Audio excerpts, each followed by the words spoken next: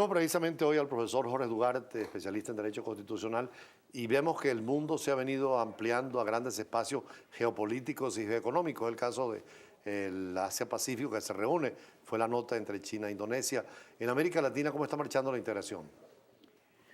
Muchas gracias por la invitación, Julio. Bien, la tendencia universal, digamos así, dentro del contexto del derecho internacional y de la globalización, es la tendencia hacia la integración.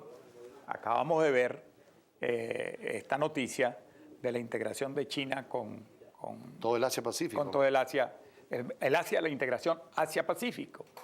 Bueno, sin dejar de mencionar y de recordar el fenómeno social de integración más importante de la historia, que es la Unión Europea. Hoy día, la Unión Europea de 28 países. Que comenzó precisamente como un mecanismo económico. Económico, en la Comunidad de la Seca y el Carbón en el año 1950. Pues. Y después, en el 57, la Comunidad Económica Europea. La Comunidad Económica Europea. Ahora es Unión Europea, ¿no? Y se fue formando, se fue forjando a través de 10 tratados, siendo uno de los principales el Tratado de Maastricht. Claro. Y que lamentablemente, pues, no la rige hoy el proyecto de constitución, quizás el mejor proyecto de constitución que se haya elaborado en el mundo. O sea, es tan perfecto que crearon un proyecto de una constitución para toda Europa distinta a las constituciones nacionales, ¿no? Por supuesto.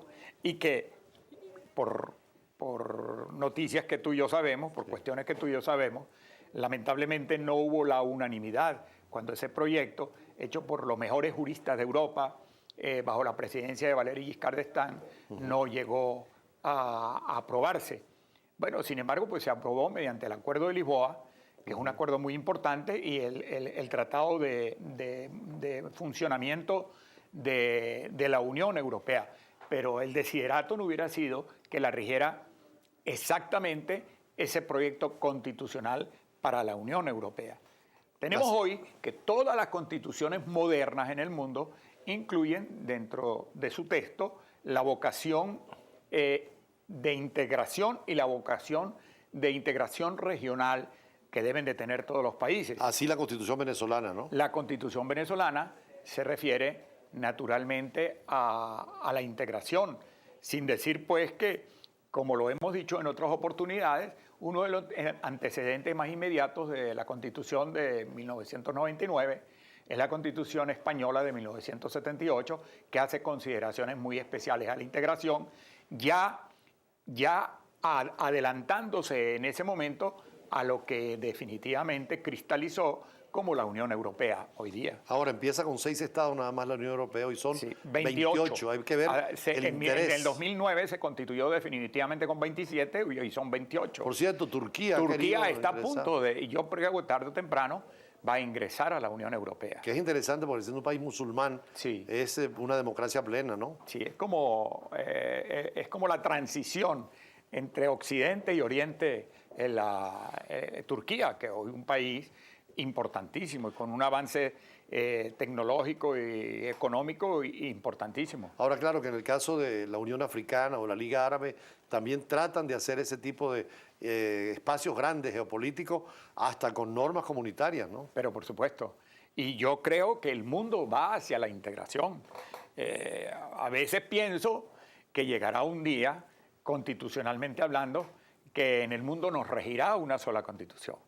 Dentro del avance, de la globalización y de la integración, habrá constituciones regionales y un día nos regirá casi mundialmente una sola constitución. Sí, porque tú dices que el Tratado de Lisboa del 2009 es una especie de constitución para toda Europa. Y me lo afirmaba la embajadora de la Unión Europea, que tiene aquí la Unión Europea una embajadora permanente. Sí. Y nos decía que, claro, ahí hay un presidente para toda Europa, un ministro de Relaciones Exteriores, un banco europeo, una comisión. O sea, hay toda una estructura supranacional. Realmente una integración supranacional, donde justamente cada uno de los estados, con base en el principio de soberanía, cedió su soberanía para que hoy exista un supraestado, es decir, donde tienen políticas comunes económicas, sociales, políticas,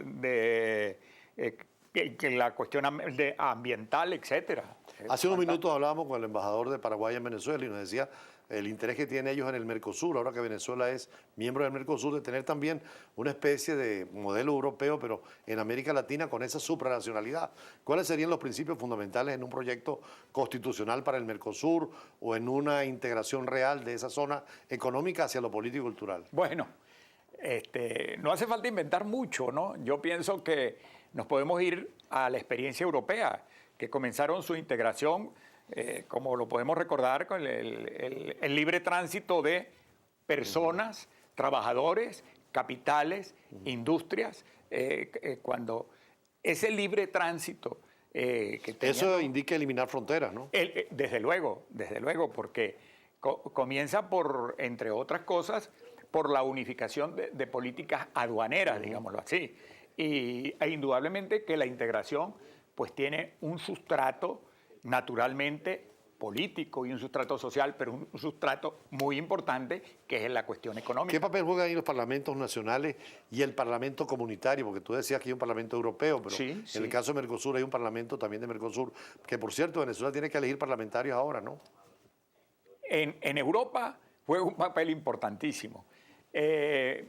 Mercosur es como un ente que aparentemente en los últimos tiempos ha dado la impresión, hubo choques allí, hubo desavenencias allí, y ha dado la impresión... Duras inclusive, ¿no? Sí, muy duras, y ha dado la impresión últimamente que se ha quedado como aletargado, ¿no? Tal vez, y en eso vamos a hablar más adelante porque vamos al corte, la Alianza del Pacífico va por otra vía, que es el hecho de que se unan economías tan fuertes como la peruana, la colombiana, la chilena, la mexicana. Con el Pacífico. Con el Pacífico.